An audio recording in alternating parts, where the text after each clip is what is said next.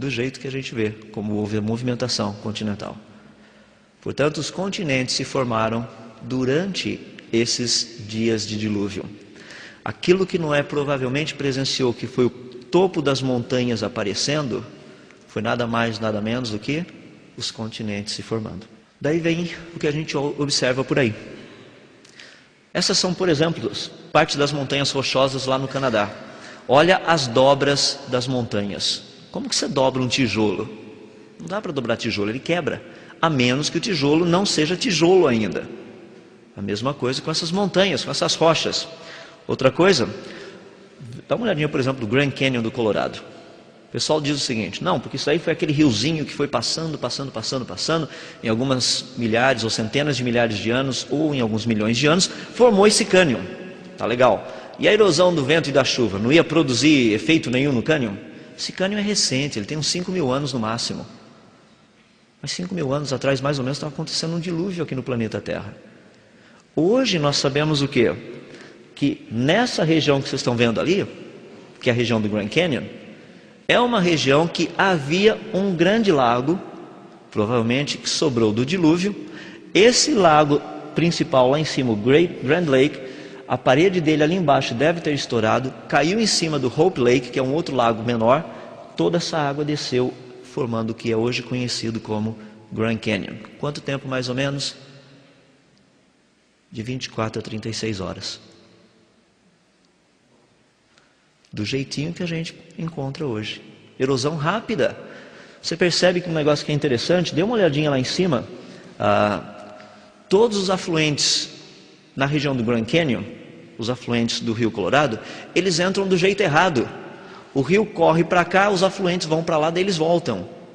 Olha, por exemplo, os rios no mundo todo para você ver. O rio está correndo para cá, os afluentes entram em direção em que o rio está fluindo. No Grand Canyon, ao contrário. Nós temos cânions, por exemplo, entre a Groenlândia e o Canadá, tem um cânion no fundo dos oceanos, que é um dos maiores conhecidos. Como explicar um cânion no fundo dos oceanos quando a velocidade da água lá é menos que meio quilômetro por hora? Não dá para formar cânion a essa velocidade. Então tem muita coisa legal que a gente tem visto que a teoria explica exatamente do jeito que... Não somente isso, como a formação do que a gente percebe aí, desses cânions, coisas fantásticas. Dá para ter uma ideia que as árvorezinhas lá em cima têm 5 metros de altura, né? Dá para ter uma ideia do tamanho do buraco que foi cavado ali? Então é um negócio fascinante a respeito disso. Não somente isso, como um dilúvio universal teria produzido estratigrafia, ou seja, camadas em todo lugar desse planeta. Não é verdade que qualquer lugar que a gente vai, você encontra aquelas camadas de terra? Você passa na beira de uma estrada, cortaram um barranco para fazer a estrada. Olha ali assim, você vai ver umas camadas. Às vezes você está andando na beira da praia, perto de uns barrancos, você olha, camadas. A gente encontra isso no fundo dos oceanos, encontra nas cadeias de montanhas, em tudo quanto é lugar a gente encontra essas camadas. Em todas as direções, em várias direções. Só para você ter uma ideia. Isso é um negócio tão predominante no nosso planeta, e sabe o que é legal? Essas camadinhas desse jeito, elas se formam por uma sedimentação leve e calma. Aonde você encontraria uma sedimentação leve e calma? Você fala, não, no dilúvio tudo estava turbulento. Peraí, mas depois que o negócio aconteceu, a água ficou toda por aí, não ficou? Aquela lama e aquela montoeirada de sedimentos, todos em volta, misturados com a água. Por que a gente tem 2 vezes por dia? A gente que está aqui do lado da praia. Maré alta, maré baixa. Maré alta, maré baixa. Isso é um negócio importante, a gente precisa estudar essas coisas aí para ver o que teria acontecido. Vamos ver esses resultados de uma forma mais específica. Agora, estamos e entramos na área da acomodação. Então, para onde foi toda a água do dilúvio? Está aí fora. Vamos dar uma olhadinha hoje. Já mencionei aspectos geográficos, o quê? O Grand Canyon, um deles. Outro, as montanhas rochosas, tudo isso aí resultado. Estratigrafia, tudo isso o quê? Resultado. A crista oceânica, resultado. Todas essas coisas são resultados que nós vemos hoje do que aconteceu lá atrás. Mas tem alguns resultados que não são vistos assim facilmente. Por exemplo, as iedomas. As redomas são umas coisas meio estranhas que você encontra muito na Sibéria.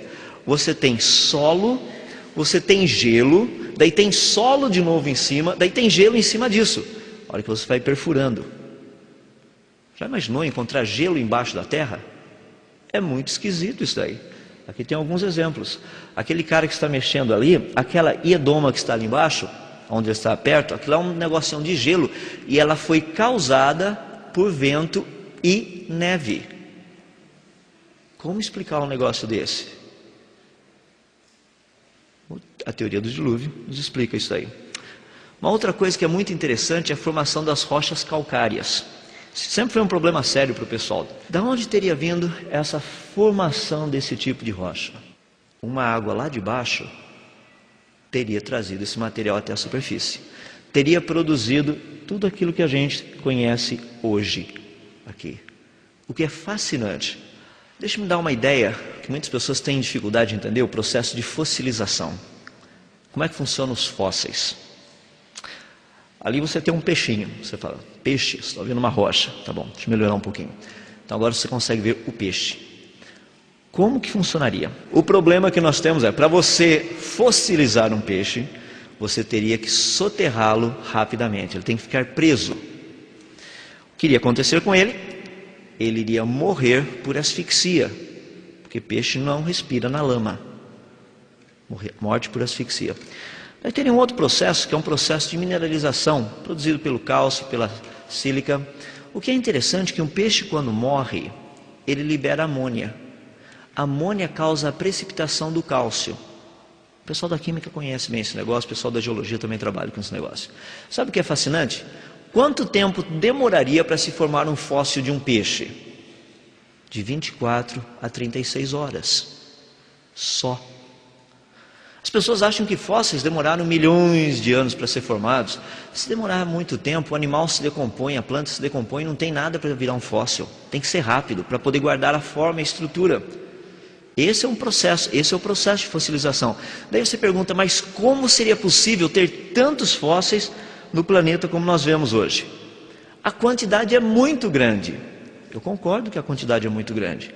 A única maneira de explicar isso é o que o pessoal geralmente trata e fala, só poderia ser um dilúvio.